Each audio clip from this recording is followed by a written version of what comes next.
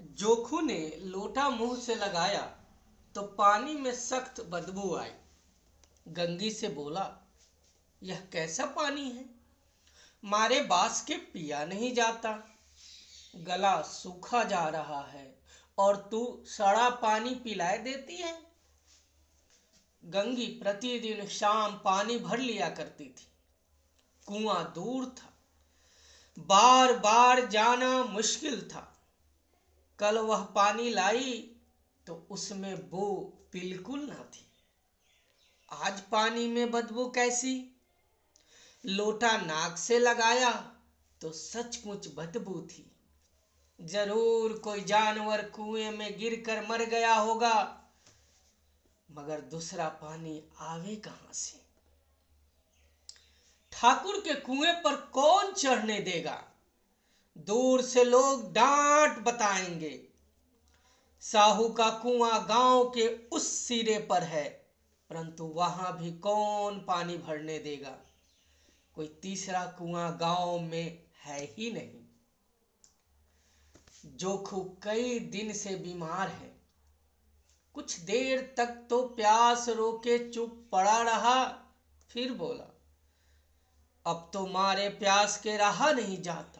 ला थोड़ा पानी नाक बंद करके पी लूं। गंगी ने पानी न दिया। खराब पानी से बीमारी बढ़ जाएगी इतना जानती थी, परंतु यह न जानती थी कि पानी को उबाल देने से उसकी खराबी जाती रहती है।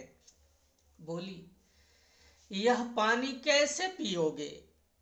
न जाने कौन जानवर मरा है। कुएं से मैं दूसरा पानी लाए देती हूं। जोखू ने आश्चर्य से उसकी ओर देखा। पानी कहां से लाएगी? ठाकुर और साहू के दो कुएं तो हैं, क्या एक लोटा पानी न भरने देंगे?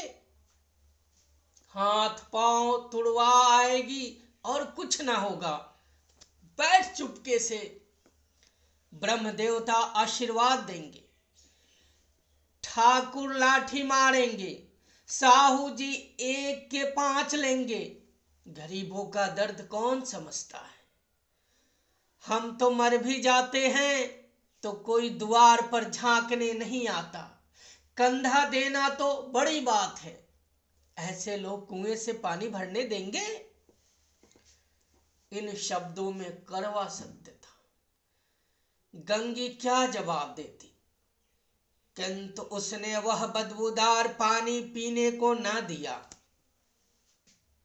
रात के 9 बजे थे। थके मांदे मजदूर तो सो चुके थे। ठाकुर के दरवाजे पर 10-5 बेफिक्रे जमा थे। मैदानी बहादुरी का तो अब न जमाना रहा है न मौका। कानूनी बहादुरी की बातें हो रही थी। कितनी होशियारी से ठाकुर ने थानेदार को एक खास मुकदमे में रिश्वत दी और साफ निकल गए। कितनी अक्लमंदी से एक मार्के के मुकदमे की नकल ले आए। नाजीर और मुहत्तमीम सभी कहते थे नकल नहीं मिल सकती। कोई 50 मांगता, कोई 100। यहां बेपैसे कौड़ी नकल उड़ा दी। काम करने का ढंग चाहिए। इसी समय गंगी कुएं से पानी लेने पहुंची।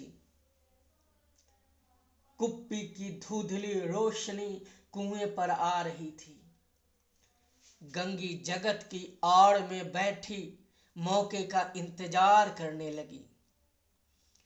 इस कुएं का पानी सारा गांव पीता है, किसी के लिए रोका नहीं। सिर्फ ये बदनसीब नहीं भर सकते। गंगी का विद्रोही दिल रिवाजी पाबंदियों और मजबूरियों पर चोटें करने लगा। हम क्यों नीच हैं और ये लोग क्यों ऊंचे हैं? इसलिए कि ये लोग गले में तागा डाल लेते हैं। यहां तो जितने हैं एक से एक छठे हैं। चोरी ये करे, जाल फरेब ये करे, झूठे मुकदमे ये करे।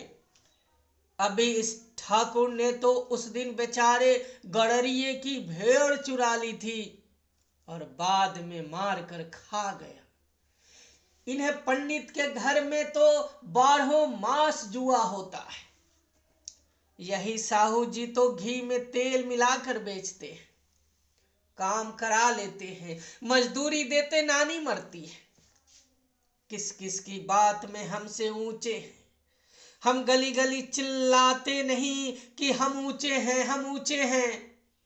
कभी गांव में आ जाती हूं तो रस भरी आंखों से देखने लगते हैं, जैसे सबकी छाती पर सांप लौटने लगता है, परंतु घमंड यह कि हम ऊंचे हैं।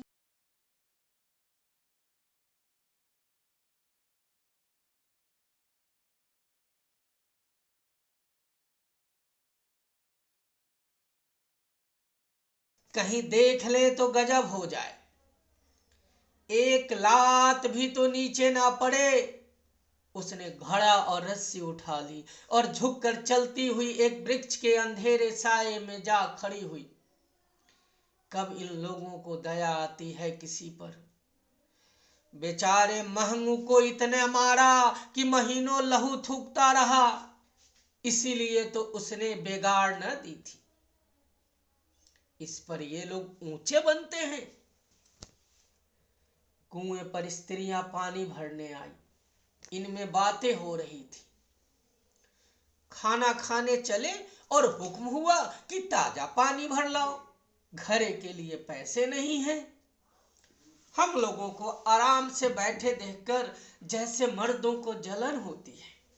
हाँ, यह तो ना हुआ कि कलसिया उठाकर भर लाते, बस हुक्म चला दिया कि ताजा पानी लाओ, जैसे हम लौंडिया ही तो हैं। लौंडिया नहीं तो और क्या हो तुम। रोटी कपड़ा नहीं पाती, 10-5 रुपए भी छिन झपट कर ले ही लेती हो, और लौंडिया कैसे होती है। मत लजाओ दीदी, छिन भर आराम करने को जी तरस कर रह जाता है। इतना काम किसी दूसरे के घर कर देती तो इससे कहीं आराम से रहती, ऊपर से वह एहसान मानता। यहाँ काम करते करते मर जाओ, पर किसी का मुंह ही सीधा नहीं होता। दोनों पानी भर कर चली गई तो गंगी वृक्ष की छाया से निकली और कुएं की जगत के पास आई। बेफिक्रे चले गए थे। ठाकुर भी दरवाजा बंद कर अंदर आंगन में सोने जा रहे थे। गंगी ने क्षणिक सुख की सांस ली। किसी तरह मैदान तो साफ हुआ।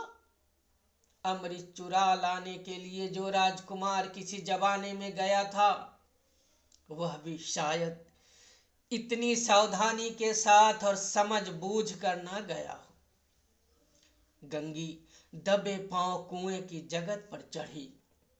विजय का ऐसा अनुभव उससे पहले कभी न हुआ था।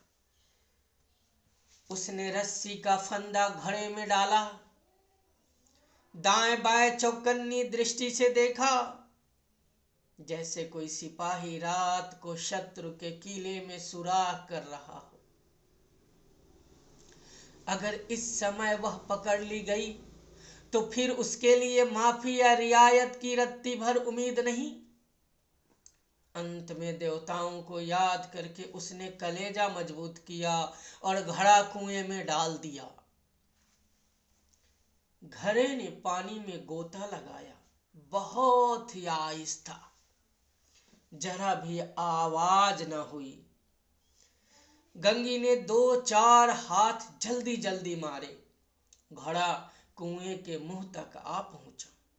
कोई बड़ा शहजोर पहलवान भी इतनी तेजी से न खींच सकता था।